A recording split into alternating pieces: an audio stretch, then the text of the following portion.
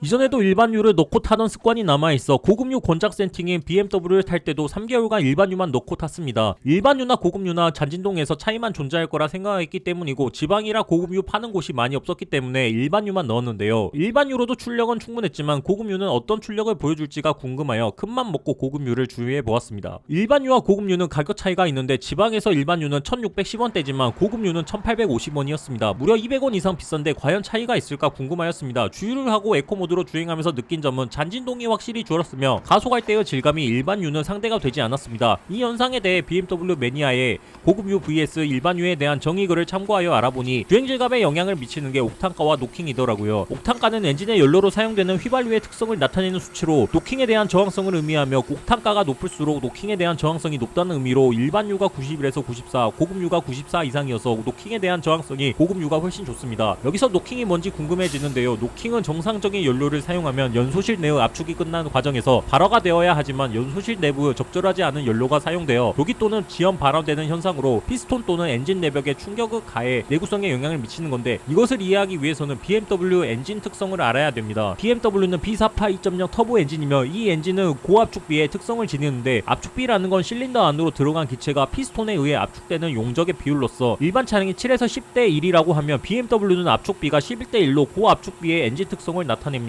압축비가 높으면 더 높은 폭발력을 가지므로 출력을 높일 수 있습니다. 여기서 또 궁금한 게 터보라는 말인데, 터보는 연소실 내 산소의 밀도를 높이기 위해 공기를 불어넣는 장치로 산소의 밀도가 높아지면 출력을 높일 수 있어 터보가 붙어 있으면 가속이 더 좋습니다. 그렇다면 고급유와 일반유의 점화 메커니즘은 어떨까요? 우선 일반유를 넣게 되면 BMW 엔진에는 노킹 센서가 있어 노킹 전조 증상을 감지하는데, 이때 ECU에서 점화 타이밍을 늦추고 혼합비를 조정하여 연소실 압력, 온도 하락 등의 노킹 방지를 합니다. 점화 타이밍이란 실린더가 최고점을 쳤을 때 점화가 되는 것인데, 이때 고급유는 정확한 타이밍에 점화가 되는 것이라면 일반유는 점화가 고급유보다 빨리 되어 노킹 센서에서 노킹 전조 증상을 감지하여 ECU에서 점화 타이밍을 늦추고 혼합비를 조정하여 부스터 압이 저하됩니다. 이때 연소실 압력은 온도 하락 및 노킹을 방지하기 위해 연비와 출력 저하와 같은 프로세스로 엔진을 보호하는데요. 노킹이 발생되지 않는 한계 내에서 엔진을 가동시키려 하기 때문에 출력이 저하되고 연비 또한 떨어집니다. 그렇다면 일반유와 고급유 혼용으로 쓰게 되면 문제가 없을까요? 조사한 바에 따르면 혼용으로 쓰게 되면 만약 일반유가 91, 고급유가 98의 옥탄가를 가지게 되면 91과 98 옥탄가의 평균인 95의 옥탄가의 휘발유를 얻게 되어 실속과 성능을 한 번에 얻을 수 있습니다. 그럼 실제 체감이 올까요? 전 확실하게 체감이 되었습니다. 평소에 차를 운행할 때는 스포츠나 컴포트 모드 대신 에코 모드로만 타고 다니는데, 그 두 개의 모드에 비해 에코 모드는 주행 때 잔진동이 있었습니다. 에코 모드는 원래 잔진동이 있는가 보다라고 생각한 저에게 고급유의 에코 모드는 잔진동이 거의 사라진 최고의 성능을 보여주었습니다. 두 번째로는 연비인데, 일반유일 때 연비가 10에서 12 정도 나오는 게 고급유일 때 체감상 12에서 14 정도의 연비가 나와주었습니다. 결국 일반유와의 가격 차이인 15,000원이 연비로 인해 어느 정도는 상쇄되며 엔진 보호의 측면에서도 고급유가 제격이기에 앞으로도 저도 고급유만 넣고 탈 듯합니다.